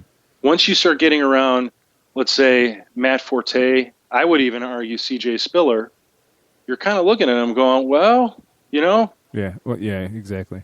C.J. Spiller's another one of these guys that I don't want to say he's overrated, but people are really excited about him. And a lot of people are like, oh, my God, he's the second coming of whomever. But last year, while I would not laugh at 1,700 all-purpose yards, it was 1,700 all-purpose yards. And I don't know that he can do more than that. If they lean on him this year, I could see him getting hurt. Somehow they've got to work Fred Jackson in the offense, and they've got to get their passing game going, and which I think they will under E.J. Manuel. Mm-hmm. So, we'll have to see. But here, at the end of the day, and I think you pointed out, Keith, if you don't feel good taking him with your first-round pick, then don't. Let somebody else take him. Mm-hmm. That's all there is to it. When it's time to draft Maurice Jones-Drew, there should be at least 4 other running backs you could take instead of him. Mm-hmm. What's your take? Because there's a wild card on this team, and the early reports out of camp was that he was kind of having a pretty good early start to camp. There's so much misinformation this time of year that ends up not meaning anything, sometimes in the long run. But Denard Robinson. Yeah, I think he's a guy that I would say you take, like, you pick him up if you need a running back, and that's assuming your league is, categorizing him as a running back with your last pick. A guy that you get him just to see how things play out. If he gets 10 to 15 touches a week, I mean, that's fantasy football relevant. That's a big number. If he doesn't, though, then he's not going to fare well. And you just sort of got to watch this, see how it develops. Okay. And let me Justin Blackman, if I could just briefly say something about him. Absolutely. Justin Blackman, he's a guy that scares me a little bit. One, he's starting off with a 4-game suspension, and I think if he gets into trouble again, it's at least over with the Jaguars. And two, I don't like the idea that the Jaguars are still sold on Blaine Gabbert. I think at the end of the day, based on the reports out of camp, Chad Henne will win that battle. And if he doesn't win it outright for week 1, I think within a few weeks of the season he will win it. I love Justin Blackman if that's the case. When Chad Henne was under center, he thrived. And for anybody that might recall, he had that one game of over 200 yards receiving. So, don't sleep on Justin Blackman. I wouldn't spend a high pick on him. But if he's one of the guys that you can pick up with in the last or second to last round, I'd consider it. Yeah, Chad Henne is an enigma as far as why he can't seem to get the respect that he needs. Because he doesn't do a bad job. He doesn't have the strongest arm. You know what I mean? He's not going to wow you. You're not going to sit back and go, oh, wow, I can't wait to watch Chad Henne play quarterback. But when he was with the Dolphins, he did pretty well with the tools that he had at his disposal, I thought anyway. And he always reminded me of John Kitna. Like, if you remember that season before Carson Palmer took over as the quarterback of the Bengals, Kitna had an MVP, or not MVP, but he had a Pro Bowl type season. And then Carson Palmer came in, and they were like, all right, we're going to push you off. And then he kind of never amounted to too much. He became a solid backup. But I agree with you. He's kind of in that same kind of playing field where no one is giving him any respect at all, and he deserves at least something. Well, Kitna, on the risk of going off on a tangent here, he did have a couple good seasons with Detroit after Cincinnati, if I'm not mistaken. No, he did, absolutely. Yeah. But here's what Henne did in the 6 starts that he made last season. 2,084 yards, 11 touchdowns, 11 interceptions. That's pretty good for fantasy football. Nope. I mean, that suggests that he potentially is a 4,000 to 5,000 yard quarterback, certainly 20 to 30 TDs. The interceptions are high, but, you have to think that with some playing time that could come back down. So, I mean, somehow, Henne was able to not thrive in the system, but certainly do better than Blaine Gabbert. And even if you don't like Chad Henne in fantasy football, it helps the receivers and especially guys who are on the fringe like Justin Blackman.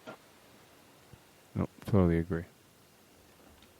And what are your thoughts on their defense, Jaguars defense? I don't have them ranked. I don't. I looked at their personnel and I remember thinking to myself, it's not that it's bad, but I think the problem becomes. If you're a team if your defense spends too much time on the field, that hurts you. Mm-hmm. And it hurts the defense. They're just too tired. Even the best guys on the planet will eventually just give up. And just because they're tired. And I don't like them for fantasy football. I don't like them simply because Bob Babich is their coordinator, and that's enough for me to give them the death knell. Yeah, I mean, they brought in who? Derek Marks. Jason Babin is one of their defensive ends. I mean, they brought in Geno Hayes. So they've got a decent group of linebackers. And if you actually look at their secondary is stacked. In fact, that was one of the problems when we talked about their draft was they drafted a boatload of guys for their secondary, but then ignored other positions where there were just some really great needs, like quarterback. Mm-hmm. No, I totally agree. Yeah. They're just one of those teams. They're just blah. There's nothing that excites you about them. If they win 6 games, you tip your cap, and it's a major moral victory. But you just don't see anything really good coming out of there. I agree, and I think it's a philosophical issue. And I remember we had a discussion about this. We talked about Maurice Jones-Drew, that, maybe he's not long for the team. And, it's one of those things that I had one of the articles I did, I said that I was talking about coaches who were on the hot seat. And one of the coaches that I identified as being on the hot seat was the head coach of the Raiders, Dennis Allen. And one of the responses I got on the website and in our little comment box was that I completely had missed the mark, that they brought him in with the complete understanding that they would be rebuilding, that they were 2 seasons away. And I totally understood what this person's comment was, and I totally got it.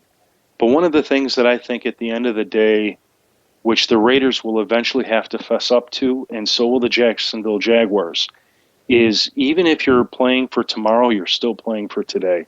Mm-hmm. And if your team's bad on the field today, it hurts the existing players, and it hurts your fan base. And to even remotely think, we can wait a year to get a quarterback when the Jaguars had the record that they had last year, just makes absolutely no sense. I totally agree. These teams that try to make you believe that they're okay with being mediocre, it's a load of crap. They're just saving face, because somewhere along the line you have to put a product on the field that is going to make people want to come to the stadium, want to buy your jerseys, buy your swag on the internet and whatnot. All that stuff factors into your ability to run your business. And to think that teams are honestly, truly, regardless of what they say, okay, just taking it on the chin for a year is just ridiculous. I totally agree. It makes no sense to me. Okay. The last team in the AFC South would be the Tennessee Titans, a once model of consistency under Jeff Fisher. Sure, they had ups and downs, but overall they were a model of consistency. I have this team finishing above the Jaguars, and that's pretty much where I have the Titans. I think the only real fantasy football relevant guy on the team is Chris Johnson. The last 2 seasons, he's averaged roughly 1,470 all-purpose yards, but anybody who had him last year will tell you that 1,470 yards wasn't spread evenly across 16 games. Mm-hmm. And the biggest issue with him is his consistency. He had 3 games where if you had him, he posted under 30 all-purpose yards for you, and then another 4 was where it was under 75. So there were 7 games out there that if you needed him to come through, he didn't come through for you. That having been said, he's a high RB2. You just can't ignore it. I think once C.J. Spiller comes off the board, Forte, if it's him and Maurice Jones-Drew, you got to pick between. Who do you go with? I'm not sure. Mm-hmm. So it's right around there that you're going to be taking the guy. Sorry, go ahead. Oh, no. And that's where I have him. I'll be very interested to see what the additions of Andy Levitre and Chance Warmack to the interior line do for Chris Johnson, because he needs those lanes opened up pretty good. And once he gets going, he can't be stopped. When he's on, he's the best running back in the league. He just hasn't been on. He battled injuries. He's been on for 2 seasons, though. Yeah, no, I'm just saying. I don't think you can say that he's the best running back in the league when he's on. I mean, they have any one of these guys. I mean, he was 9th in the league last year in rushing. I mean, any one of the guys ahead of him, if they're on, they're just as good, if not better than him. Especially Adrian Peterson, who's number 1. I remember I had Chris Johnson 2 or 3 seasons in a row.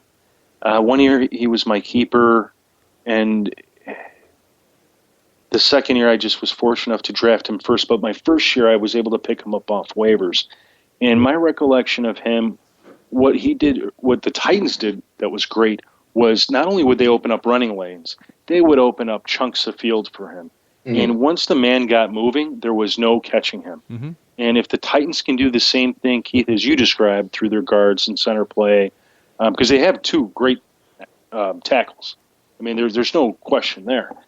This offense can really get humming, and the reason why I kind of like Chris Johnson to maybe bounce back this year, and it's going to lead me to the next player I want to talk about on their team, is when you consider the fact that their main issue has been passing the ball you know that everything this season is on the shoulders of Jake Locker.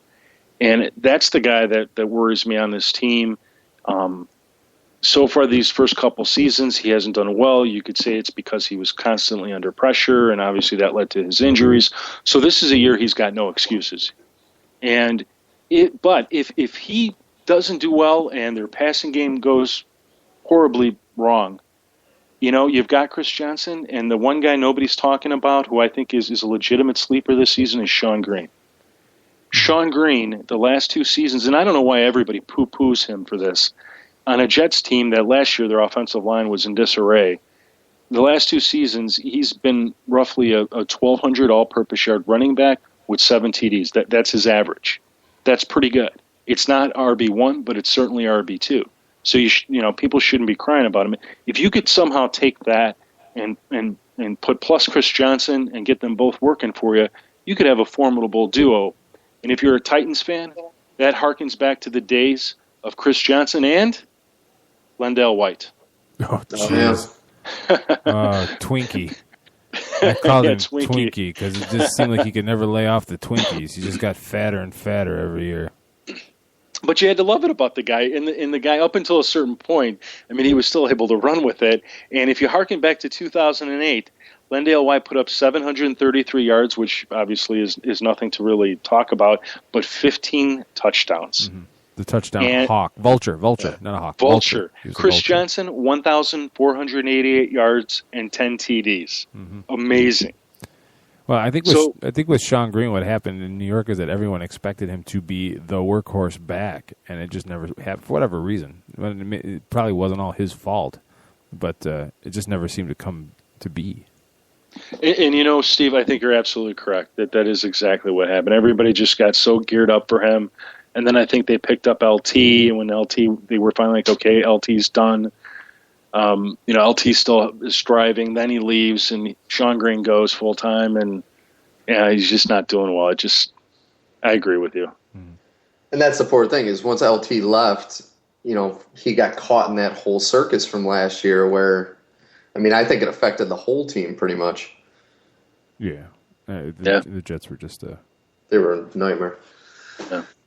You know, I'll also throw this out, and this is not they're not really sleepers for me, but it's certainly a team to watch is the defense of the Titans. And last season they were awful in terms of points allowed, in terms of yardage allowed. And this was sort of that quintessential defense that I was just describing where they were spending way too much on the field. Much too much time on the field, and because of that, I think that they struggled in certain respects. But there are 3 significant stats that, when I was doing my research on defenses for our ranks, I noted, and that is that in 2012, the Titans were 5th in interceptions. In sacks, they were 7th, and in defensive touchdowns, they were 2nd. Wow. That to me is the definitive no-name defense because you would not think that. Not at all. It also shows you that despite all the problems they had on offense, and I mean, they were, I think, the worst offense, either if not the worst, the second worst. They were in a lot of games because of that defense. And even though all the other stats were horrible, at the end of the day, they put up these sort of, you know, special teams, special play, intangible, the kind of stuff that only when you actually look at the box score, it jumps out at you. You go, hey, wow, they did all these great things, and still they lost the game.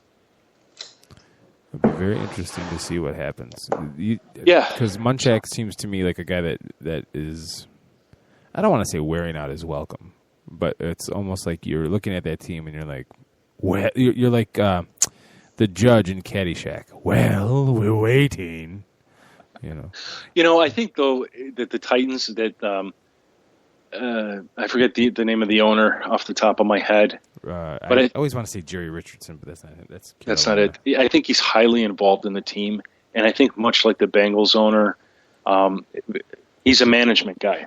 He sort of looks at the coaches and everybody else that they're an extension of him, and, you know, it's his team, his coaches, and the players are over there. You're the players, but these are the coaches. And Munchak has been with this organization for a long time. I don't know that he's worn out anything. I mean, I think that Jeff Fisher, I thought Jeff Fisher resigned, didn't he, or was he fired? Jeff Fisher was fired. It was kind of it was the end of it was kind of a mutual thing. They just kind of looked at each other, and they were going to, I think Adams was going to go, Bud Adams, by the way. Bud Adams, that's it. Adams was going to go one way and, decided it was time for a change, so Fisher just kind of let him off the hook and made it mutual. But that team, just like, the Bears with Lovie Smith.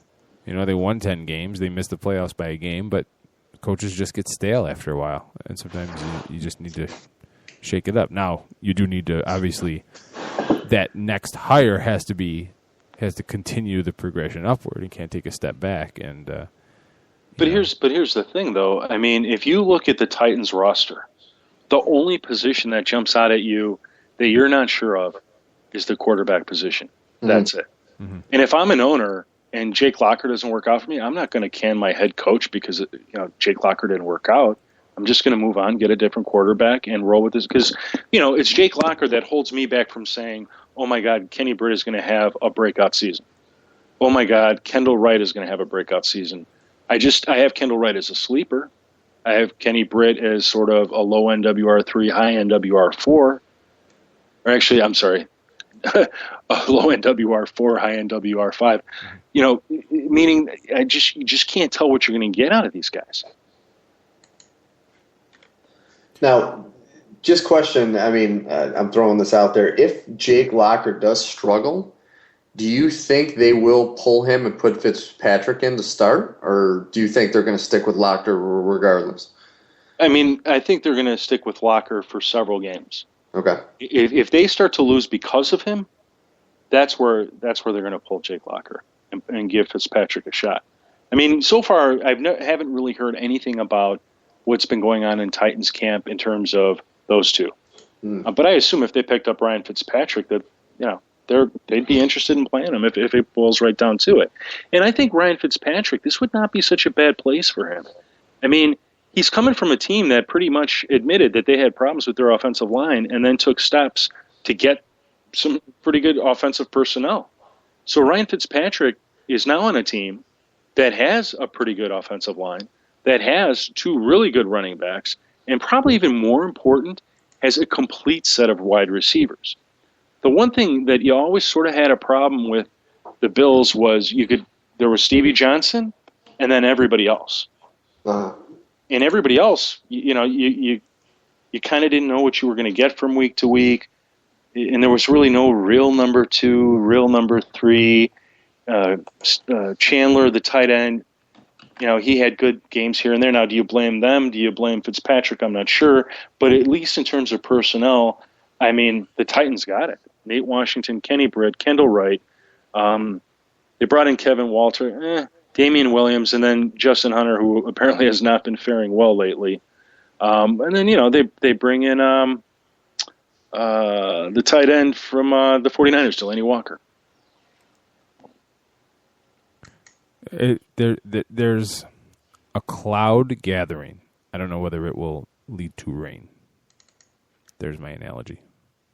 Wow, that was deep, Keith. You like that? Think about Keith, that was really good, man. Yeah. Every now and then I'm good. Every now and then I'm Don't good. encourage him, Jim, whatever you do. me and my wayward analogies.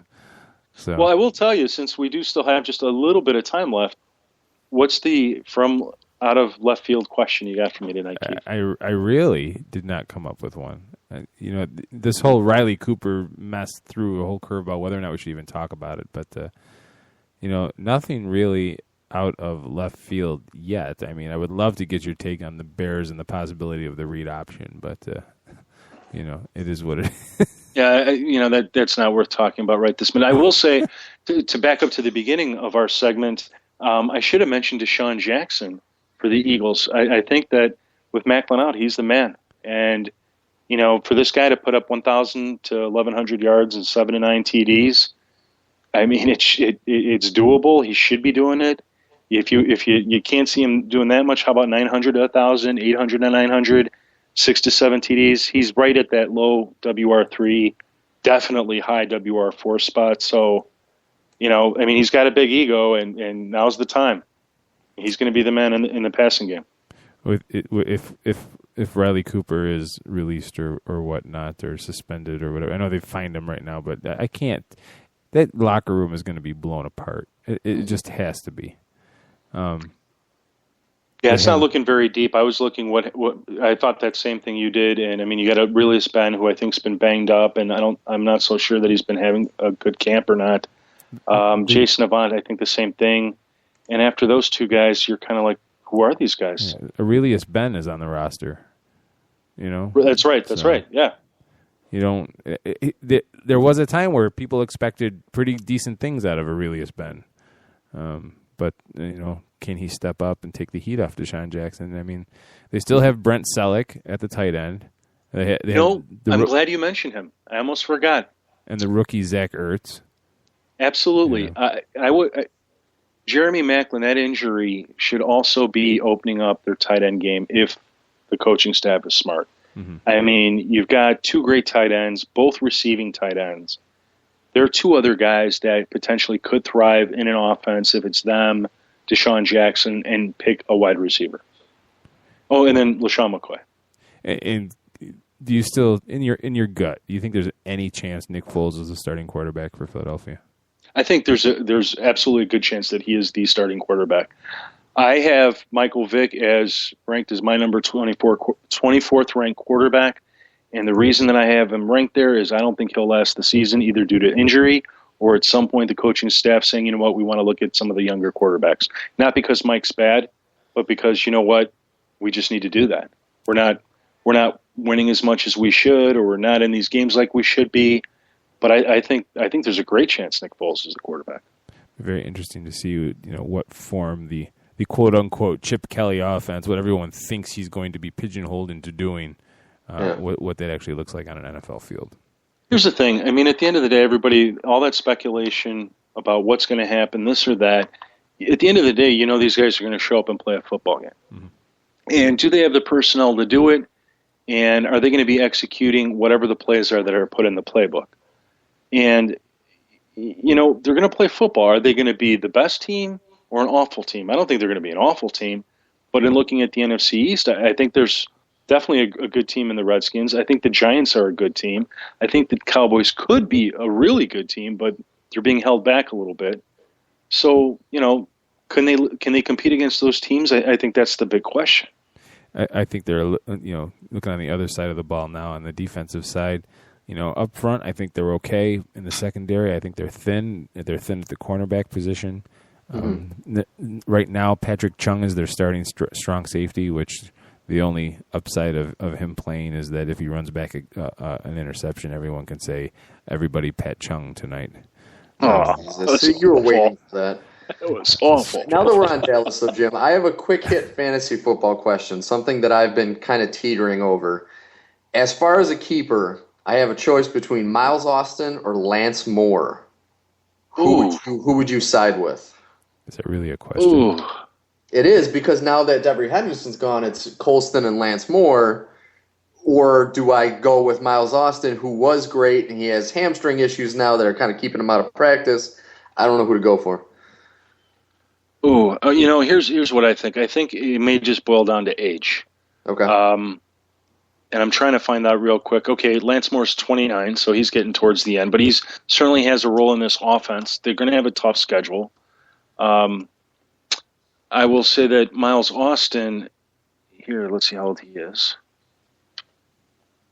I will say this. I think Miles Austin, he's 29 as well. Okay. I think for this one season, I kind of like Miles a little bit, and only insofar as I think the Cowboys have a very favorable schedule. Okay. Longer term, I don't know that I do. Lance, it's a tough call. Lance Moore might be the guy to go with. He's been a staple of that offense. He's sort of a role player. I do like Joe Morgan. I think he's going to step up and sort of take that Robert Meacham role. He's one of my sleepers or super sleepers. I can't remember which list I have him on. But Miles Austin, he's going to be held back by Des Bryant, by Jason Witten. Even the Cowboys, let me grab their depth chart real quick here. They've got. I'm not even looking at the wide receivers per se. I'm looking at who's throwing to them. Yeah. And it's also between Romo or Drew Brees for me with this call. You know what I mean? So it's causing me sleepless nights. Steve, mark my words. Nick Toon. That's the one you want. Nick Toon. Yeah, Nick Toon. There was something on him recently, and for the life of me, I can't remember. And what I saw actually was that don't expect him to be around because he was brought in when Sean Payton was suspended, and if Sean Payton was around, he wouldn't be on the team. That's probably a good point. I'm trying to steer Steve down the wrong road because we're in the same league. Yeah. Oh, that's right. I know. Son? I don't know. Yeah, he's Altoon's son. Absolutely. Okay, I might draft him though just because of that fact. Didn't Altoon have like 15 concussions in like 3 seasons or something like that? Pretty much. So there was rumored that commercial with the guy that gets concussed and he says I'm Batman on the sideline was based on Altoon. I thought it was Tom Waddle. It was unconfirmed though, but. I got to tell you, I'm looking at. Oh, wait a minute. I'm sorry. I'm looking for Miles Austin. I'm trying to see if I can find his contract details, or at least find out when it is that he'll be available or he'll be a free agent. Let's see. Oh, let's see. Well, this year he's making $840,000 with various signing bonus type stuff. 2014, $5.5 million. 2015, 6.8. 2016, 11.3. I mean, there's even a good chance that he'll just be cut and released. He's only making $840,000 this year? Yeah, I mean, according to what I'm reading, and then there's a $5.9 million signing bonus. Wow. Yeah, so... Talk about a backloaded deal. That's absurd. And so, yeah, it's a tough call. I will give you that much. I like Lance more because I could definitely see him doing 1,000 yards and 6 to 8 TDs, whereas Miles Austin, I'm not so sure of. I definitely think he's got a better schedule. He's in a good position to do it. But if you're going to boil it down to the quarterbacks, then you definitely got to go Lance Moore. Okay. With the Saints, and I mean, this is my wide receiver 4 too, so this isn't even one of my studs. So it was just one of those. God, he makes himself sound like he's like the next coming in our league. The second coming of me. The four-time champion. Wow, just shut up, please. Oh my God, you don't understand, Jim. It's gonna get worse. You're gonna hear more of this. Jim, I'm titling this coming season "One for the Thumb." That's what I'm going to make T-shirts up. Nice. And, I'm going to try to flaunt them whenever I possibly can be. One for the thumb. That's the theme for the 2013 season, and it may be the theme of the championship video I have to put together for our draft. Oh Christ! So, everybody. Yeah, I watch those every year. Yeah. Mm-hmm. And on that, I think that's a good time to end it. Jim, thanks for joining us. We are out of time, folks. Join us every Wednesday at this time, 10 to 12, 87sportsfans.com. Post-game show is brought to you by Christ, I can't find it. The hell with it.